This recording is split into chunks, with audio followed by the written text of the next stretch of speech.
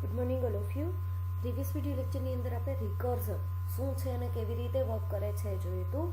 ત્યાર પછી next video લેક્ચરની અંદર આજે આપણે જોવાનું છે સ્ટોરેજ ક્લાસીસ.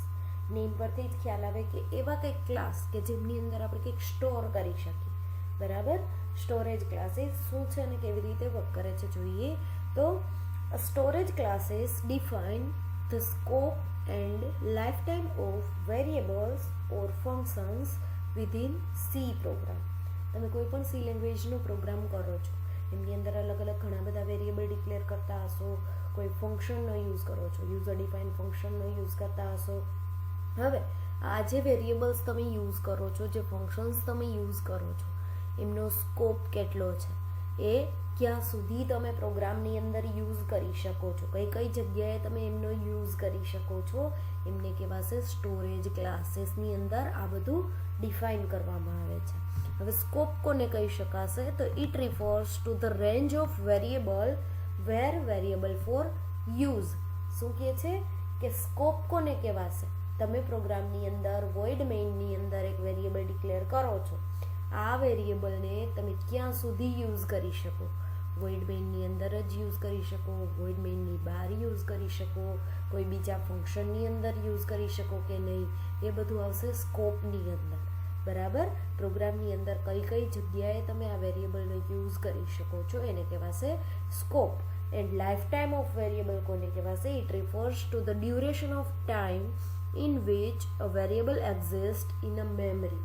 શું કહે છે? મેમરીની અંદર તમે જે વેરિયેબલ ડિક્લેર કર્યો છે એ કેટલી વાર સુધી રહેશે, કેટલા ટાઈમ સુધી રહેશે, એ લાઈફ ટાઈમની અંદર ડિફાઇન કરવામાં આવે છે. તો આ જે સ્ટોરેજ ક્લાસીસ છે એમની અંદર તમે જે વેરિયેબલ ડિક્લેર કરો છો, તમે જે ફંક્શન્સનો યુઝ કરો છો, એનો સ્કોપ અને એનું લાઈફ ટાઈમ ક્યાં સુધી છે એ ડિફાઇન કરવામાં આવશે. In C language there are 4 types of storage classes. C language ની અંદર 4 ટાઈપ છે સ્ટોરેજ ક્લાસીસની, જેમાં ફર્સ્ટ વન છે automatic storage class, second one છે external storage class, third one છે static storage class and fourth one છે register storage class. જેમાંથી ફર્સ્ટ વન આપણે જોઈએ ઓટોમેટિક સ્ટોરેજ ક્લાસ. શું વર્ક કરે છે જોઈએ તો this storage class is a default storage class for all local variable. તમે જે અલગ અલગ લોકલ વેરિયેબલ ડિક્લેર કરો છો એ બધા માટેનો એક ડિફોલ્ટ સ્ટોરેજ ક્લાસ છે ઓટોમેટિક સ્ટોરેજ ક્લાસ. કોઈ પણ ઓટોમેટિક સ્ટોરેજ ક્લાસ છે એમની અંદર જ્યારે તમે વેરિયેબલ ડિક્લેર કરો છો તો એમના માટે તમારે ઓટો કીવર્ડ આપવાનો રહે છે. ઓટો કીવર્ડ આપો તો પણ ભલે, ન આપો તો પણ ભલે, તમે જે કોઈ પણ વેરિયેબલ ડિક્લેર કરો છો એ બધાને આપણે ઓટોમેટિક વેરિયેબલ કહી શકીએ કે લોકલ વેરિયેબલ કહી શકીએ. જો અહીંયા એક એક્ઝામ્પલ આપેલું છે, તમે જોઈ શકો છો. Include stdio.h, include conio.h, void hello. hello નામનું એક ફંક્શન છે, યુઝર ડિફાઇન ફંક્શન. બરાબર, નો આર્ગ્યુમેન્ટ, નો રિટર્ન વેલ્યુ છે, તમે જોઈ શકો છો.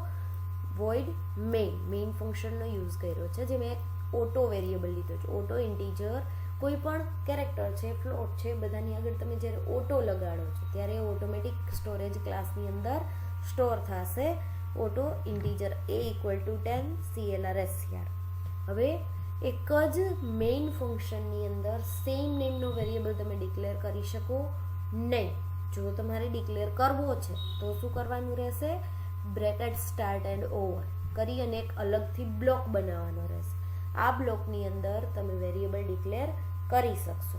બરાબર, સેમ નેમનો વેરિયેબલ મેં પાછો ડિક્લેર કર્યો છે અહીંયા a = 30. બીની સાઇઝ અલગ અલગ છે, તમે જોઈ શકો છો. જ્યારે હું printf લખીશ ત્યારે મને કઈ વેલ્યુ મળશે? 30 મળશે કે 10? એની વેલ્યુ મળશે મને 30. 10 મળશે નહીં. શું કામે? કેમ કે બ્રેકેટની બહાર છે એટલે. બરાબર, કોઈ પણ વેરિયેબલ જ્યારે તમે ડિક્લેર કરો છો ત્યારે એનો સ્કોપ એ જે તે બ્રેકેટ સ્ટાર્ટ થાય છે અને ઓવર થાય છે એમની વચ્ચે જશે. બરાબર, એમની બહાર એમનો સ્કોપ હશે નહીં. ઓકે, હવે હેલો ફંક્શન કોલ કરાવેલું છે. હેલોની અંદર મેં જસ્ટ હેલો વર્ડ એવું લખેલું છે, બીજું કંઈ પણ નથી. ઇનકેસ મારે આ એની વેલ્યુ છે એ હેલો ફંક્શનની અંદર કોલ કરાવી હશે, પ્રિન્ટ કરાવી હશે, થશે નહીં, નહીં થાય. કેમ કે એ આપણે વોઇડ મેઇનની અંદર ડિક્લેર કરેલો વેરિયેબલ છે, તો એ વોઇડ મેઇનની અંદર જ વર્ક કરશે.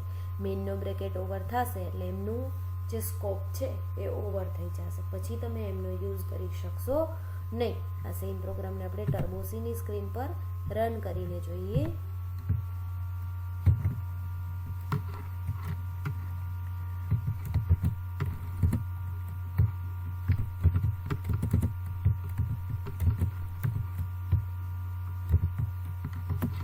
Programme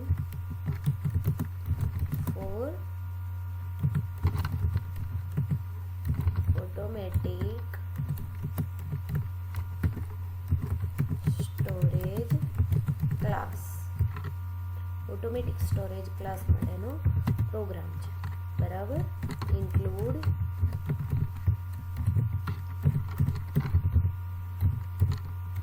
stdio.h include new.h void hello નામનું એક યુઝર ડિફાઇન્ડ ફંક્શન છે, બરાબર. void main ફંક્શનનો યુઝ કર્યો છે.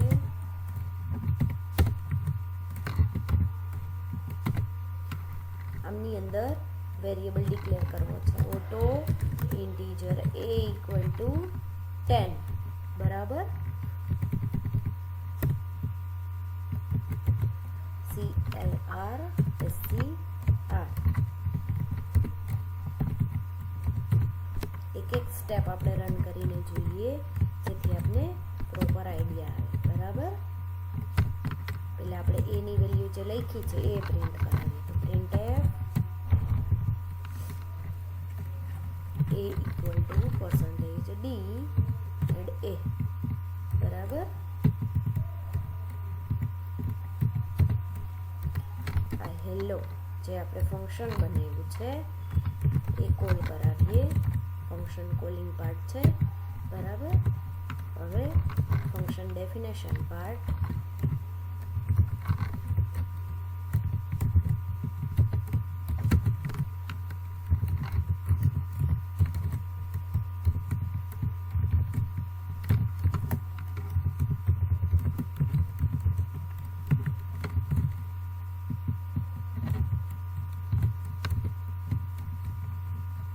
પ્રોગ્રામ રન કરીએ. શું ડિસ્પ્લે થાય છે? એની વેલ્યુ આપણે જે એન્ટર કરી છે એ અને હેલો વર્લ્ડ, બરાબર. હવે ઇનકેસ મારે કંઈક એવું કરવું છે કે મારે સેમ નેમનો બીજો વેરિયેબલ ડિક્લેર કરવો છે, ઓટો a ઇક્વલ ટુ 40. જો મેં વેલ્યુ ચેન્જ કરી નાખી છે,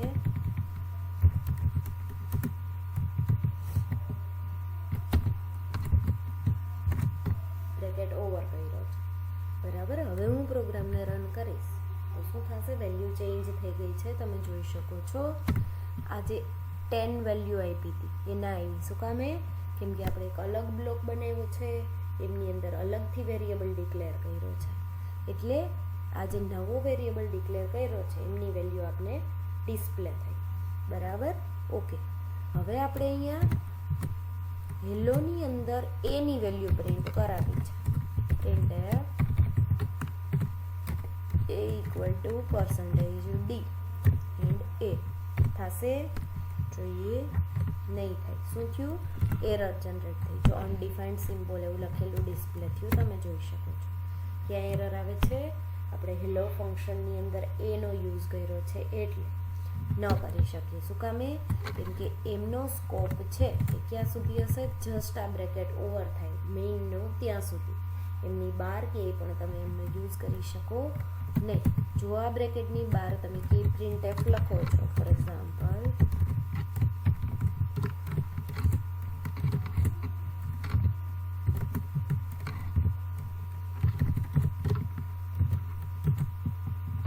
તો એ તમને વેલ્યુ ડિસ્પ્લે કરશે.